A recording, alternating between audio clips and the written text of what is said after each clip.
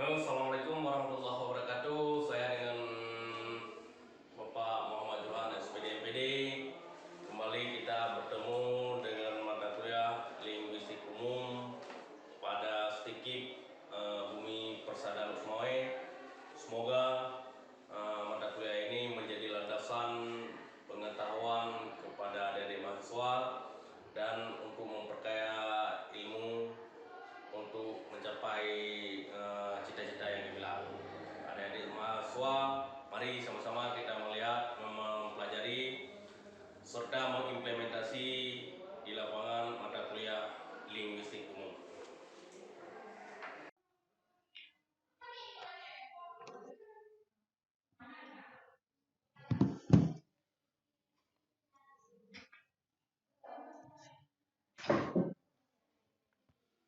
Assalamualaikum warahmatullahi wabarakatuh. Mari sama-sama kita bersyukur kepada Allah, berselawat kepada Nabi. Adik-adik sekalian, dimanapun Anda berada, tetap semangat dan selalu optimis untuk meraih masa depan. Tidak ada kata penghalang, yang ada kata selalu meraih cita-cita yang gemilang. Adik-adik sekalian, pada pertemuan ini kita akan membahas mata kuliah Linguistik Umum, kode mata kuliah MBI 105 berjumlah 3 SKS. Linguistik Umum. Linguistik umum, pengertian linguistik umum. Kata linguistik berasal dari bahasa Latin lingua, yang berarti bahasa. Linguistik adalah ilmu tentang bahasa atau ilmu yang menjadikan bahasa sebagai objek kajiannya. Jadi dalam mata kuliah ini kita akan mengupas tentang bahasa. Nah, kita akan mengkaji sedetil mungkin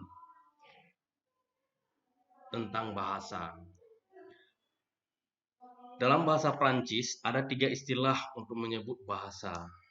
Ada yang namanya langue, yaitu suatu bahasa tertentu. Langage sebagai bahasa secara umum. Parol, bahasa dalam wujud yang nyata, yaitu berupa ucapan. Kajian linguistik, perkembangan ilmu linguistik ada 3 tahap. Tahap pertama, tahap spekulasi. Tahap ini kesimpulan itu dibuat tanpa didukung oleh bukti-bukti empiris, dilakukan tanpa menggunakan prosedur tertentu. Tahap kedua, observasi dan klasifikasi. Pada tahap ini bahasa baru mengumpulkan dan menggolongkan segala fakta bahasa dengan teliti tanpa memberi teori atau membuat kesimpulan. Tiga, yakni tahap perumusan teori. Pada tahap ini setiap disiplin ilmu berusaha memahami masalah-masalah dasar, mengajukan pertanyaan-pertanyaan mengenai masalah-masalah itu berdasarkan data yang dikumpulkan. Kemudian dirumuskan hipotesis yang berupa menjawab pertanyaan-pertanyaan itu dan menyusun untuk menguji hipotesis terhadap fakta yang ada. Nah, 3 tahap itu sebagai sumber yang Bapak ambil itu adalah tahap perkembangan linguistik. Subdisiplin linguistik ada 5. Yang pertama, objek kajian bahasa pada umumnya atau bahasa tertentu. Objek kajian bahasa pada masa tertentu atau sepanjang masa. Objek kajiannya adalah struktur internal bahasa itu atau bahasa itu dalam kaitannya dengan berbagai faktor di luar bahasa. 4. Tujuan kajiannya apakah untuk keperluan teori atau untuk terapan, dan teori atau aliran yang digunakan untuk menganalisis subjeknya. Jadi sekalian, linguistik dapat dibedakan menjadi dua, ada linguistik mikro, mikrolinguistik, dan linguistik makro,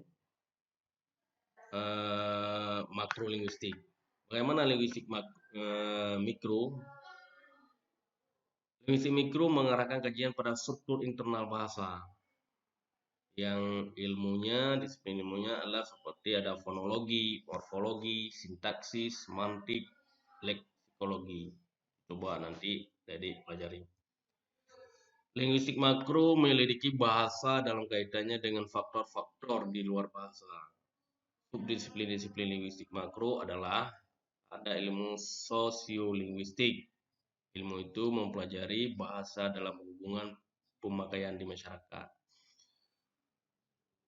Psikolinguistik mempelajari hubungan bahasa dengan perilaku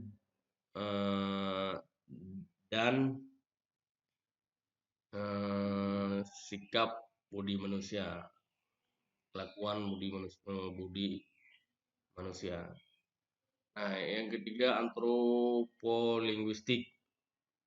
Nah, ilmu itu mempelajari hubungan bahasa dengan budaya. Kemudian ada filsafat bahasa. Ilmu itu mempelajari kodrat hakiki dan kedudukan bahasa sebagai kegiatan manusia. Stilistika itu mempelajari bahasa dalam karya sastra. Filologi mempelajari bahasa, kebudayaan, pranata, dan sejarah suatu bangsa sebagaimana terhadap dalam bahan tertulis. Dialektologi mempelajari batas-batas dialek dan bahasa tertentu.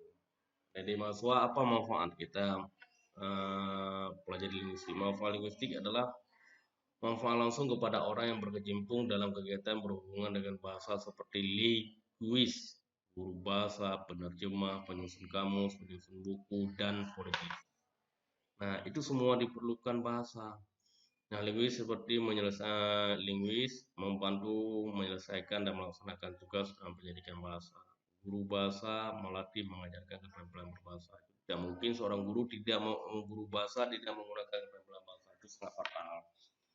Nah, kemudian terjemahan membantu dalam mendapatkan hasil terjemahan yang baik. Penyusun kamus membantu dalam menyusun kamus yang lengkap dan baik. Menyusun buku teks, membantu dalam memilih kata dan menyusun kalimat-kalimat yang tepat. Politikus membantu dalam aktivisnya komunikasi dengan orang yang banyak. Itu biasanya politikus sangat membutuhkan keterampilan bahasa untuk menarik masanya. Tanpa menggunakan keterampilan bahasa yang terpengaruh, maka tidak akan menarik masanya, tidak ada masanya. Terima kasih adik-adik semua, sehat selalu, semoga menjadi kebanggaan orang tua masing-masing dan panutan masyarakat dimanapun Anda berada. Dosen pengasuh Muhammad Johan SPD MPD.